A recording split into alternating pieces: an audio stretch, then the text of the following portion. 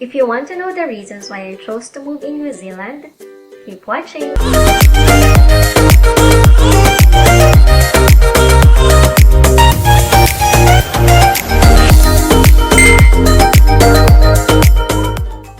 Hello everyone! My name is Joanne Roxanne and welcome to my channel. So for today's video, I'm going to share to you the reasons why my husband and I decided to move here in New Zealand.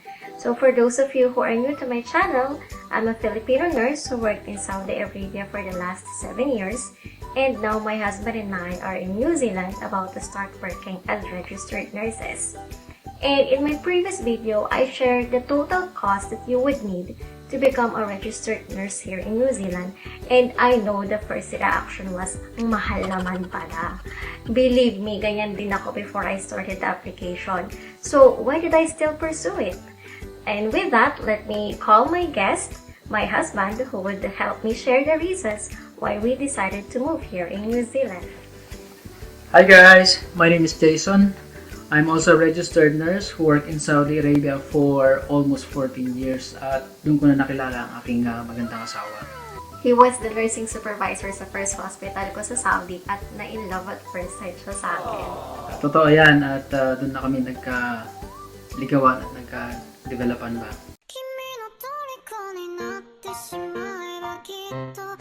So love, bakit nga ba New Zealand? So, unang-una, when we were still planning for our wedding, napag-uusapan na namin if we do stay in Saudi Arabia or we would go back to the Philippines or we would move to another country. Yes, but because nurses in the Philippines are really not compensated enough, we decided to cross off going back to the Philippines options namin. So, yun, naisip namin if we do stay in Saudi Arabia, okay naman yung buhay namin doon, comfortable naman kami, tax-free salary, provided yung accommodation at transportation, and we are with our brethren.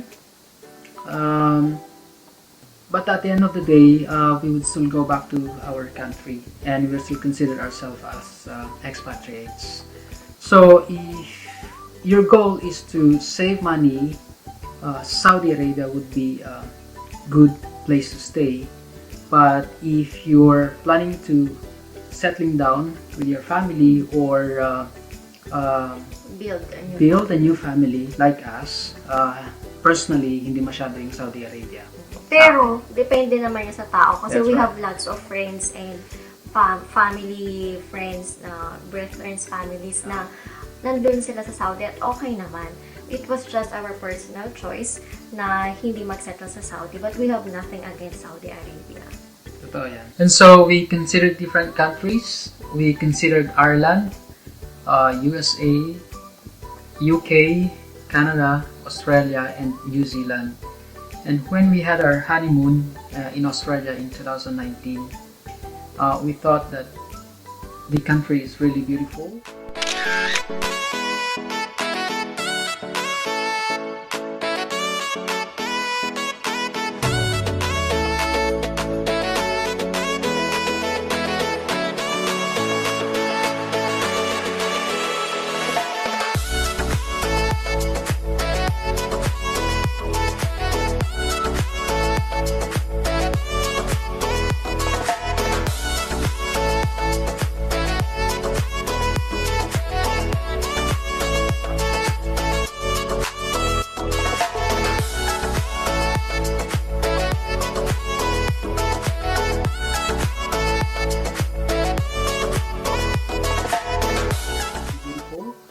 So, we came up with our decision na doon na magsasettle.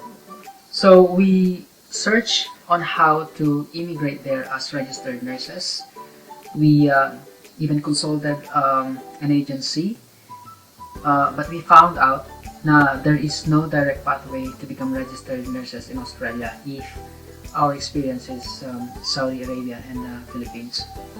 So, according to the agency that we talked to before, we need to enroll in a master's degree there and study for 1 year.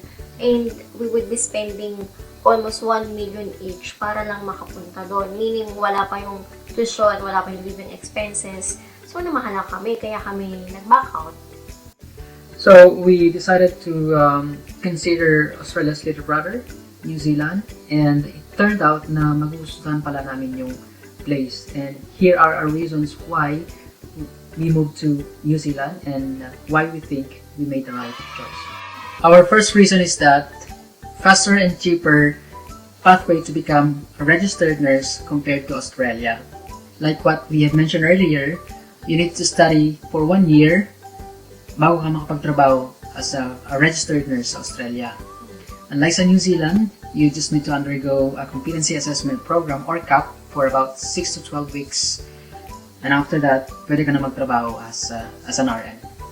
And number 2 reason, high demand for nursing jobs. New Zealand is really in need of nurses. May it be in government hospital or in aged care facilities. Madami kasi ditong aged care facilities or yung rest home for the older population. And usually, you will be placed in an aged care facility during your CAP placement. At madami kaming narinig na kwento na after their placement, na-offeran sila ng RN position doon. But since kasi kami, gusto talaga namin sa government hospital mag-work, doon kami nag-apply. And when we applied, can you imagine na we received 4 job offers each and we had to decline, I think, 5 interviews pa kasi kailangan na namin mamili doon sa naunang 4 job offers. So, ganun talaga ka-in-demand ang nurses dito.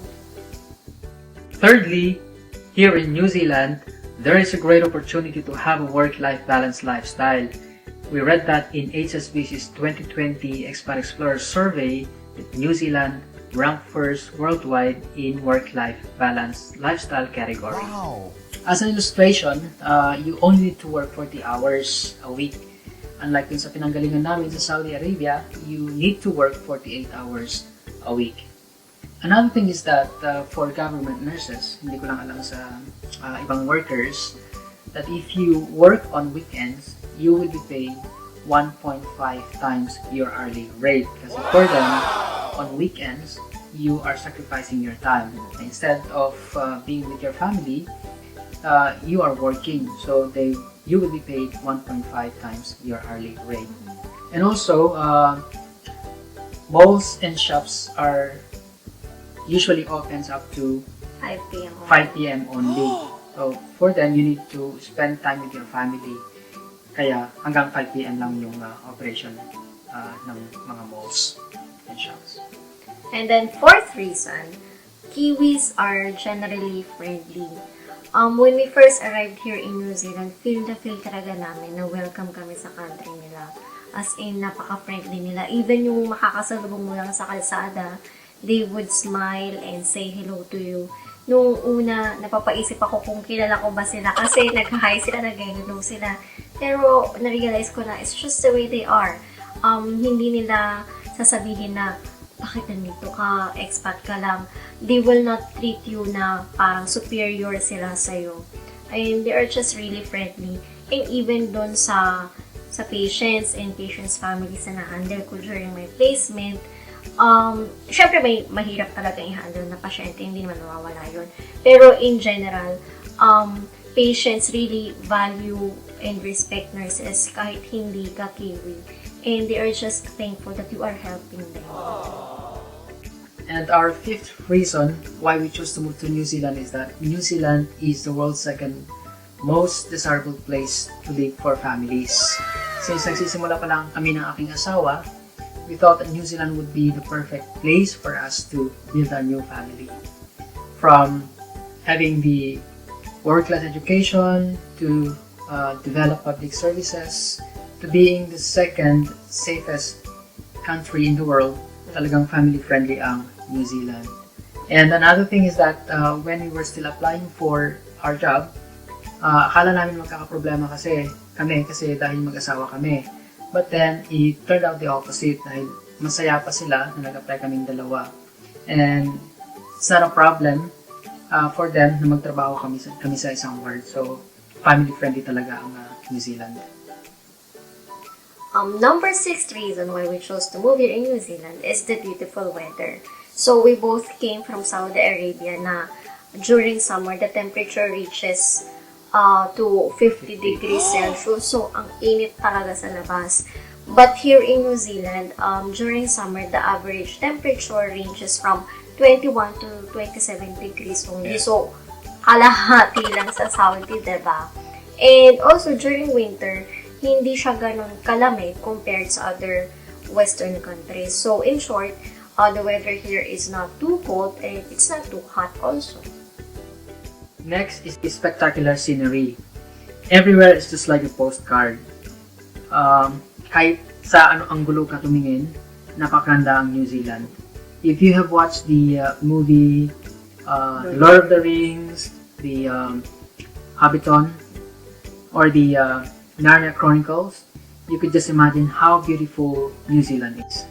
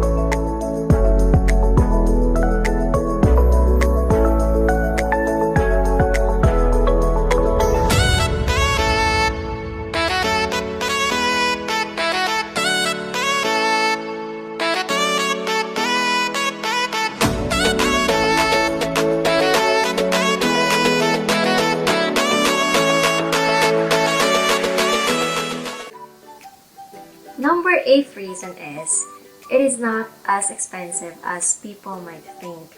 While it's true that New Zealand is not the cheapest country to live in, it is not as expensive as people may think. According to the 2019 Mercer Cost of Living Index, Auckland is at the 89th place, Wellington is at the 114th place, compared to London, which is at the 23rd place. So, mas mahal pa rin talaga sa London. And even though the tax here is high, you do get what you pay for. So, I think paying a little extra to live in such a beautiful country with such good public services is not a bad thing, diba? And the last but the most important reason why we chose to move to New Zealand is that New Zealand has an amazing COVID response. Imagine the country has experienced 170 days of no COVID in the community. That means almost 6 months of normal living and mask-free life. But a couple of days ago, they detected one positive case in the community in the afternoon, and on the same day, the government announced a total lockdown for the whole country. It may seem exaggerated, but as the Prime Minister says, it is better to go hard and early than go light and long. Ibig sabihin, mas maigi na yung mas maagang mag-lockdown kesa naman mag-relax at hindi na makontrol, di ba? So, those are the reasons why we chose to move here to New Zealand, and kahit na mahal talaga yung kailangan to come here, we believe that it is worth it. So, for my next video, isi-share ko naman yung experience ko sa preparation sa OET exam. So, like and subscribe. Thank you so much!